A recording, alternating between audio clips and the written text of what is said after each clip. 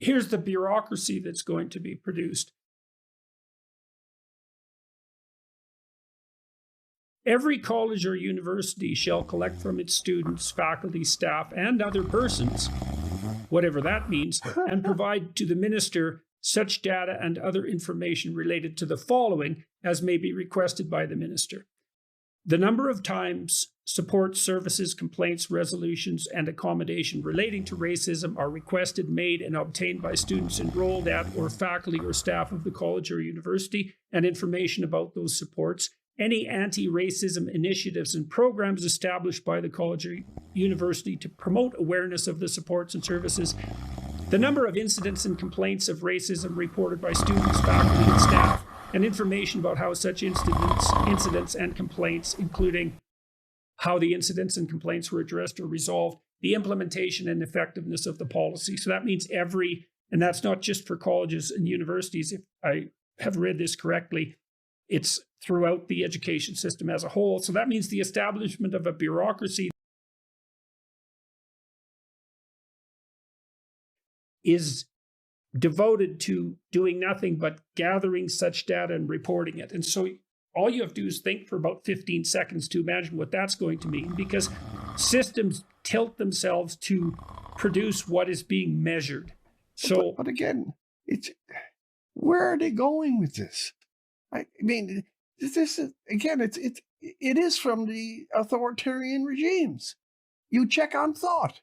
You check on the number of complaints. And by the way, if you start to invite complaints on a truly hot subject, it can get very personal very quickly. There's people in their various jobs, teaching, broadcasting, business, anywhere else.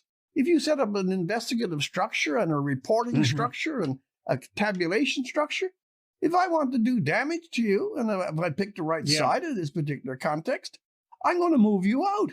We cannot allow the bureaucratization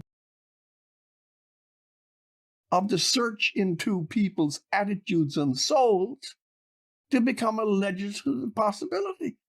Legislative necessity. Where are you? Yeah, this is. Let me give you one other thing. This is a proof of what I just said. This is a very high standard proof. This is Great Britain itself. I'm just going to read you the headlines. Again, it's a story, it's print, it's real. Their race oversight, his name was Tony Sewell, and he wrote a report. He was appointed by Boris Johnson. This is not, some freelancer.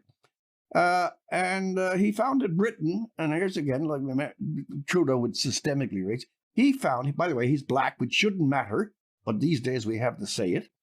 He found that Britain was not institutionally racist.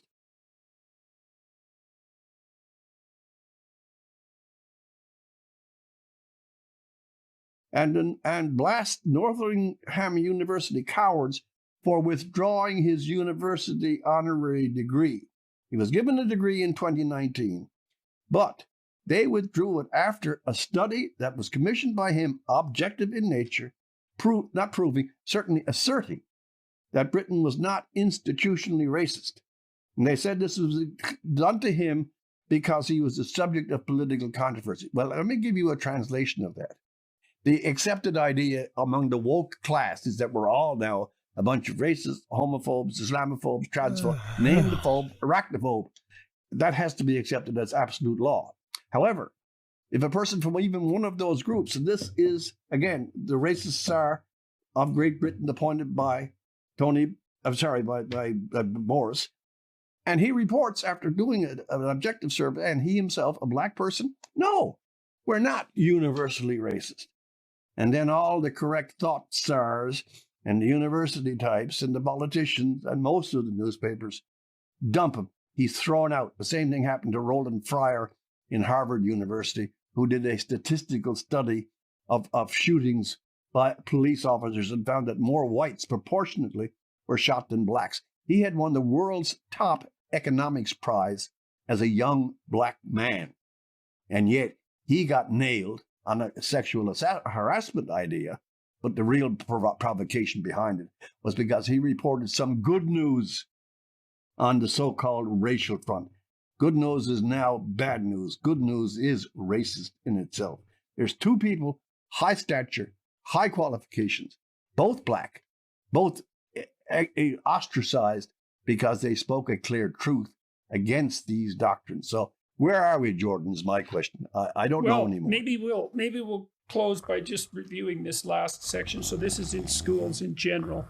And one of the subsection alterations here is not that the minister may establish, that's replaced with the wording the minister shall establish.